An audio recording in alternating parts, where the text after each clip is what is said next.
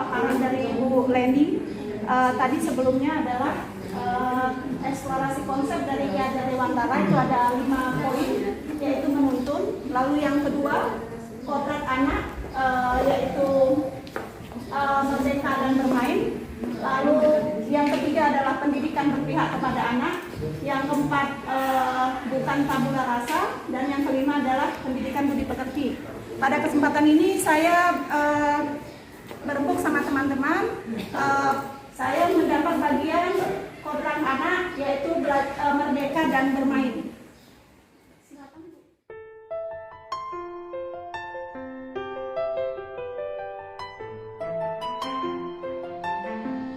Pertanyaan pertama, apa itu merdeka?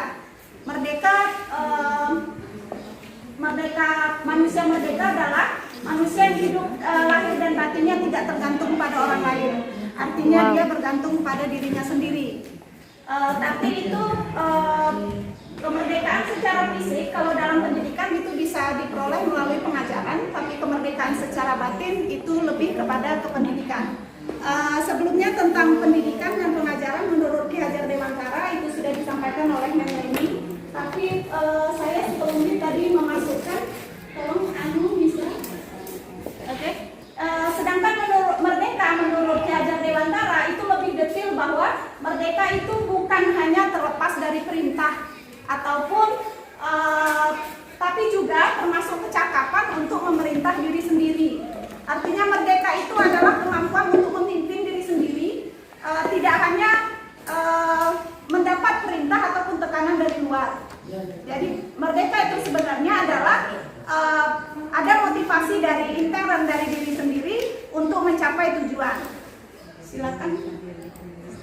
Ini adalah pendidikan dan pengajaran yang sebelumnya tadi sudah disampaikan oleh Mem Leni. Menurut Ki Hajar Dewantara, pendidikan adalah segala upaya yang dikerahkan untuk mencapai tujuan memerdekakan, baik secara lahir maupun batin. Jadi secara lahir itu bisa dicapai dengan memenuhi kebutuhan pengetahuan, bisa seperti itu diperoleh dengan pengajaran. Lalu pemenuhan kebutuhan batin itu melalui pendidikan, yaitu pembelajaran secara menyeluruh kalau pendidikan itu. Tolong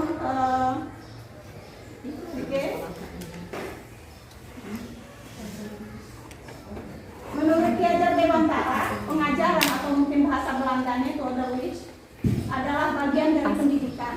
Dan Bapak Ibu kita semua paham kalau pengajaran memang bagian dari pendidikan. Pengajaran itu adalah memberikan pengetahuan, sedangkan pendidikan mencakup lebih luas semua proses atau semua upaya yang dilakukan untuk mencapai memerdekakan secara lahir maupun batin. Silakan. Oke, saya tadi merdeka. Kodrat anak itu ada 2, yaitu merdeka dan bermain. Kodrat ada 2, kodrat alam dan kodrat zaman, ya Bu. Benar ya? Oke, kodrat zaman tadi sudah disampaikan oleh Mem Leni bahwa kita menuntun anak seiring dengan mengikuti perkembangan zaman. Maka kodrat zaman itu sekarang dengan IT kita tidak bisa tidak harus mengikutinya. Dan sebenarnya ada kodrat alam itu yang sudah ada sejak lahir, bahwa setiap orang itu ada keinginan untuk merdeka, itu tadi yang pertama kita bahas. Yang kedua adalah keinginan untuk bermain. Jadi meskipun kita mengajar di sekolah menengah atas, kita berupaya untuk memasukkan pola permainan di dalam pembelajaran. Mungkin kita step by step ya Bapak Ibu ya, mungkin kalau mau mengubah semua pelan-pelan, tapi setidaknya berubah sedikit demi sedikit. Mungkin kalau di matematik Pak Firman kita ada beberapa ya pakai permainan melalui IT. Jadi permainan itu secara kodrat alam tadi, kodrat anak itu bermain. Di dalam bermain itu ada tercakup semua kemampuan, baik secara kemampuan psikis maupun secara kemampuan intelektual.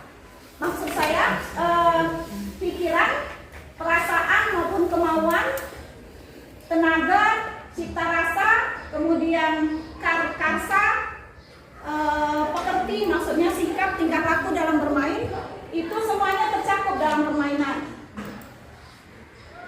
Nah, misalnya kalau belajar strategis itu, misalnya belajar bermain congklak ataupun selodor, itu ternyata sudah lama ya kita pelajari dari kecil. Itu rupanya merupakan salah satu strategi untuk memasukkan permainan dalam pembelajaran. Hanya kita memang tidak memasukkannya di dalam proses pembelajaran. Kita mainnya secara dari kecil aja, kita ikuti seperti itu. Oke, silakan. Oke, itu aja penyampaian saya mengenai kodrat alam, yaitu merdeka dan bermain.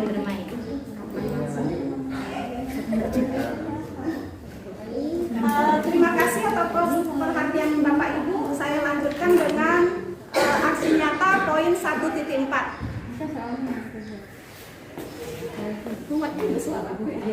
Pada aksi nyata budaya positif itu ada 6 poin yang dipelajari.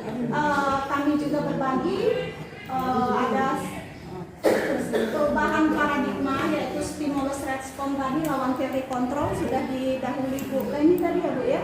Oke, itu Bu Leni yang memberikan materinya. Lalu arti disiplin dan motivasi pelaku Ibu Nur Hasanah. Lalu keyakinan kelas, hukuman dan penghargaan, itu juga termasuk Bu Yanti ya Bu ya. Bu Yanti insya Allah nanti melanjutkan. Lalu kebutuhan dasar manusia. Kelima posisi kontrol, mungkin posisi kontrol akan tercakup di dalam penyajian Bu Nur ya. Oke, itu ada posisi kontrol. Yang keenam adalah segitiga restitusi. Segitiga restitusi itu adalah bagian keenam. Sebenarnya nanti cakupan dari kelima poin itu ya Memleni ya. Tapi itu adalah aplikatif. Aplikatif artinya kita terapkan di kelas. Silakan. Oke, restitusi itu istilah baru tapi sebenarnya sudah kita laksanakan ya Bapak Ibu di kelas, khususnya memang Bapak Ibu wali kelas biasanya memanggil siswanya untuk melakukan restitusi. Apa itu restitusi?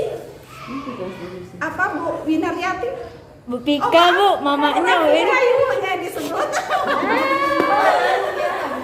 Apa Bu Winaryati? Bu Pika. Pika. Berkawan dengan dia. Saya sebut di TU tuh, tolong siapa nama Winaryati tuh? Siapa katanya itu yang guru matematik? Rupanya salah, bukan Winaryati ya. Ibunya yang disebut. Apa itu? Restitusi. Proses menciptakan kondisi bagi murid untuk memperbaiki kesalahan mereka sehingga mereka bisa kembali pada kelompok mereka dengan karakter yang lebih kuat. Oke. Jadi restitusi itu adalah menciptakan kondisi bagi siswa yang melakukan kesalahan ya Bapak Ibu ya. Tapi dia dengan proses memperbaiki kesalahannya sebelum dia kembali ke kelompoknya. Tapi diupayakan tanpa melalui hukuman. Kita biasanya itu dominan sebagai mengarahkan memberi hukuman gitu ya. Makanya di posisi 5 kontrol itu kita berlaku sebagai apa? Ada 5 kontrol pelaku kita, yaitu sebagai penghukum, sebagai penunjuk kesalahan, lalu yang ketiga sebagai teman, yang keempat itu sebagai pemantau, dan yang kelima sebagai manajer. Nah, sejauh di restitusi itu diharapkan poin 1 dan 2 sebagai penghukum dan sebagai penunjuk kesalahan itu tidak menghasilkan hasil yang maksimum, karena itu tidak menghasilkan pengaruh yang intern pada anak. Artinya anak melakukan kesalahan pada pelanggaran disiplin, dia hanya mendapatkan hukuman, tetapi secara intern dalam diri dia itu tidak mengacu pada bagaimana saya menjadi lebih baik supaya tidak lagi mengulang kesalahan itu, tetapi dari diri sendiri. Jadi mengacu restitusi adalah pengacuan perbaikan kepada intern ke anak atau pengaruh dari dalam diri anak, motivasi dari dalam. Oke, intern speakers tadi ya boleh ya. Intrinsic. Oke, segitiga restitusi Itu ada 3 poin yang akan kita bahas. Sisi satu yaitu menstabilkan identitas, nanti ada Bapak Ibu di bentuk segitiganya. Yang kedua, validasi tindakan yang salah. Nanti kita cari apa yang membuat dia, karena ada setiap orang itu ada kebutuhan apa yang menjadi dasar dia melakukan kesalahan untuk memenuhi kebutuhannya. Itu poin yang kedua. Lalu yang ketiga, menanyakan keyakinan atau seek the belief. Mungkin nanti menanyakan keyakinan lebih detail di Bu Yanti nanti ya, karena ada hukuman kesepakatan kelas ya Bu Yanti ya, keyakinan. Oke, itu adalah 3 konsep daripada restitusi pada segitiga restitusi. Manfaat atau ciri restitusi yaitu ada 9. 1, bukan untuk menebus kesalahan. Artinya gimana Bu Nur agak blank saya. Bukan untuk menebus kesalahan. Bukan untuk menebus kesalahan, tapi belajar dari kesalahan. Jadi maksudnya setelah dia membuat kesalahan, dia berhenti dari kesalahan tersebut. Tapi bagaimana saya supaya tidak bersalah lagi? Nah, itu bisa hadir kalau kebaikan ada intrinsiknya dari diri dia sendiri, gitu. Bukan hanya memenuhi aku sudah dihukum, sudah selesai seperti itu. Yang kedua, memperbaiki hubungan. Artinya setelah dia melakukan kesalahan, dia tetap melakukan relasi terhadap, misal kalau dia berkelahi sama temannya, dia tetap menjadi baik kembali. Lalu kesalahan daripada miskonsepsi atau pendapat yang berbeda sama gurunya itu diperbaiki. Lalu mungkin di mana dia yang berlingkungan di sekitar dia melakukan kesalahan, itu akan diperbaiki melalui perbaikan hubungan komunikatif.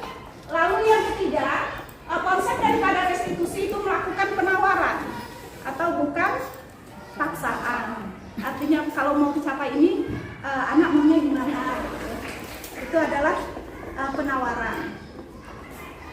Kalau di Bu Yanti apa ya penawaran itu ya? Penawaran jumlah barang yang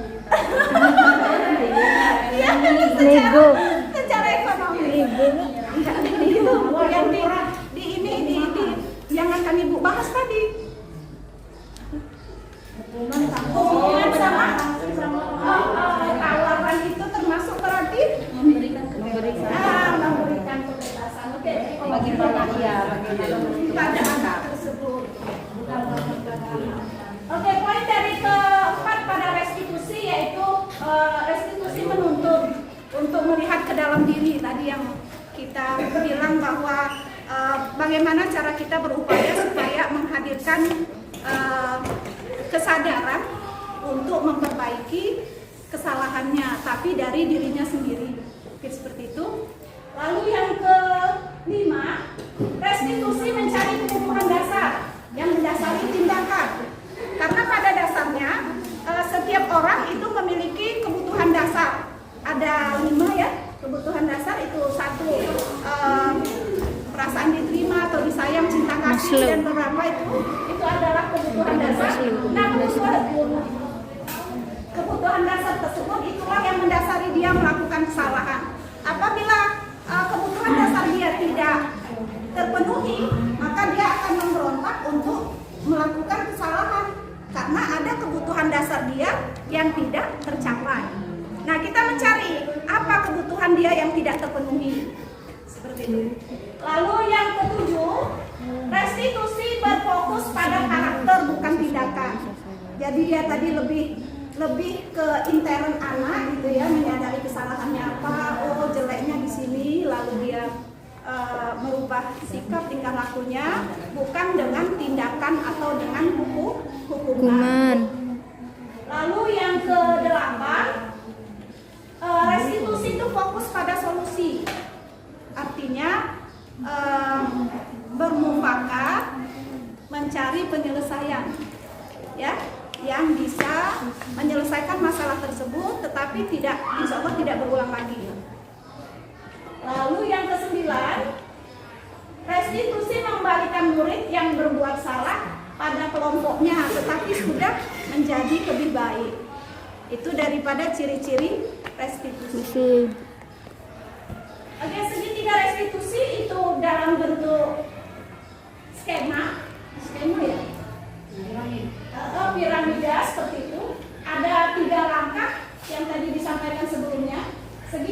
restitusi adalah satu, menstabilkan identitas, lalu validasi tindakan yang salah. Validasi tindakan yang salah itu adalah ada pertanyaan, mengapa kamu melakukan kesalahan itu, dia butuh apa, gitu kan? Ada kadang tersinggung, berarti dia tidak merasa diterima karena ada beberapa kebutuhan, atau mungkin juga dia tidur gitu. Karena apa berarti dia aktivitas sebelumnya itu tidak mencukupi kebutuhan dia untuk istirahat. Nah, itu digali dari validasi tindakan yang salah. Nah, untuk menstabilkan identitas, tolong dikecilkan sedikit. Menstabilkan identitas itu kita adalah mencari atau mendapatkan data mengapa anak tersebut melakukan kesalahan, tetapi bukan menjudge, bukannya menghukum kok salah ini seperti itu. Tapi kita memberikan sebagai apa ya? Ada 5 kontrol. Kita itu tadi sebagai penghukum, kedua sebagai penunjuk kesalahan, ketiga sebagai teman, keempat sebagai pemantau, kelima sebagai manajerial. Nah, pada saat kita bersikap tadi sebagai penghukum atau penjudge, maka itu tidak akan menghasilkan pengaruh secara intrinsik. Maka yang mencari menstabilkan identitas, kita bisa berlaku sebagai teman ataupun sebagai pemantau. Artinya kalau kita sebagai teman, kita sebagai guru kadang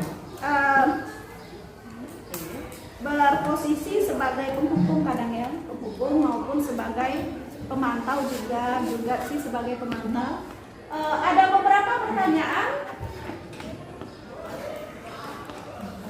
Nah, seperti kita mencari identitas tadi, kita sebagai guru mengharapkan dia menjawab dengan pertanyaan kita sebagai teman. Ibu juga pernah salah. Tidak semua orang selalu benar seperti itu. Nanti dia bilang, aku Bu salah ini gitu kan. Juga ada pertanyaan mungkin bukan kamu sendiri yang berbuat kesalahan seperti itu. Untuk mencari identifikasi dia menyadari kesalahan. Kenapa aku membuat kesalahan itu? Lalu yang kedua, validasi tindakan yang salah. Tadi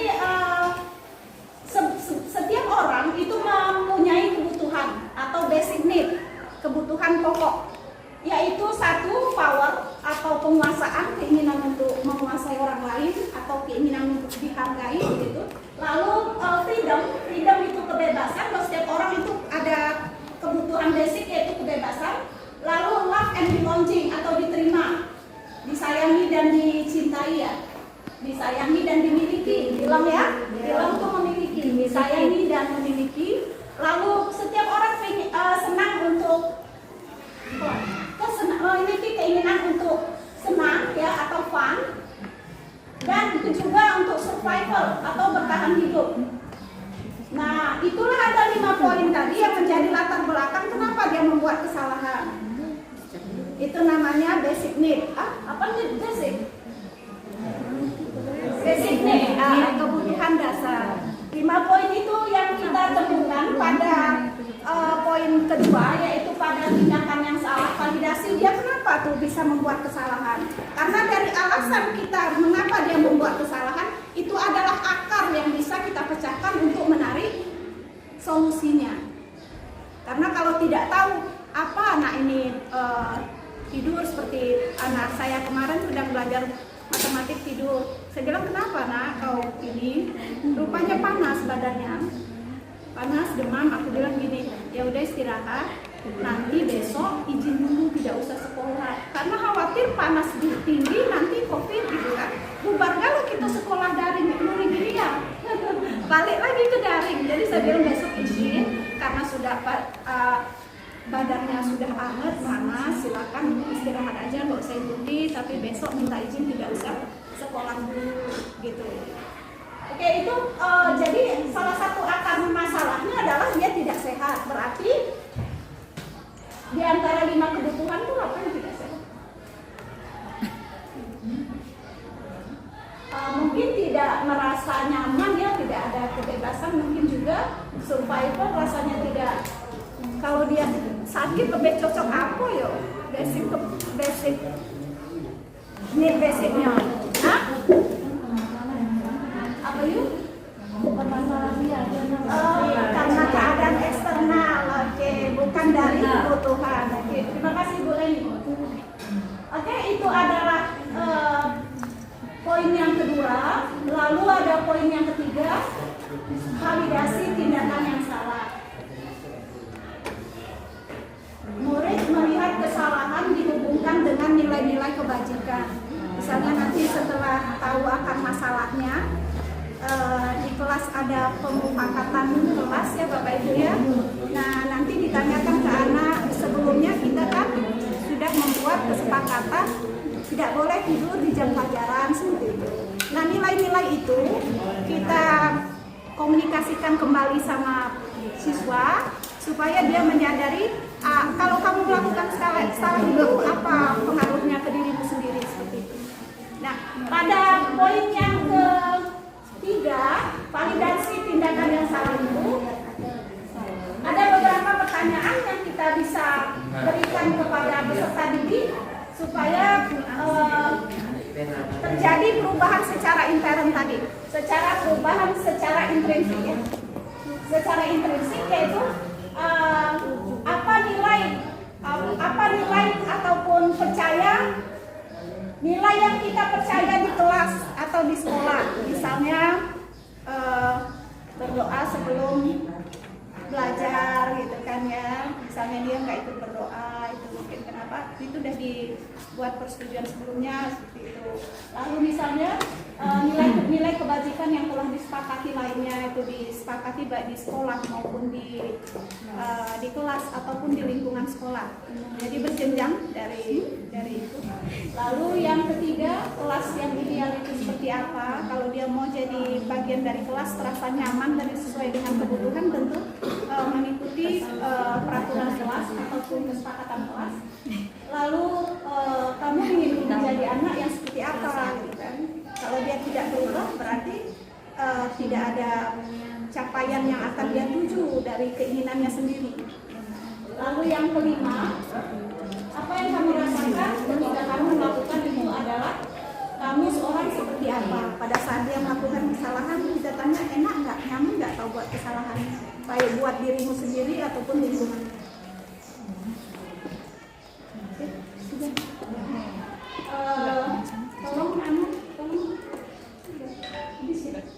Oke, itu ada beberapa pertanyaan non kontradiktif, artinya tidak bertentangan dengan proses restitusi. Nanti di share insya Allah di grup kita info guru.